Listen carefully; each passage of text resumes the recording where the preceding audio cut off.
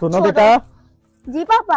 अजान हो रही है, मैं नमाज पढ़ने जा रहा हूँ, तुम दोनों भी नमाज पढ़ लो। ठीक है पापा। चलो बहन, पापा नमाज पढ़ने चले गए, हम भी पढ़ लेते हैं। मुझे नहीं पढ़नी नमाज, तुम खुद जाके पढ़ो, मैं तो खेलूंगी। ये रही मेरी जाए नमाज। अरे बहन के पास इतने ज्यादा पैसे, लगता है पापा मुझसे प्यार नहीं करते। पापा आप मुझसे प्यार नहीं करते? बेटा ये आपसे किसने कहा? पापा आप रोज बहन को पैसे देते हो, मुझे तो नहीं देते। अच्छा तो ये बात है, आओ मेरे साथ। बेटा उठाओ अपनी जाए नमाज।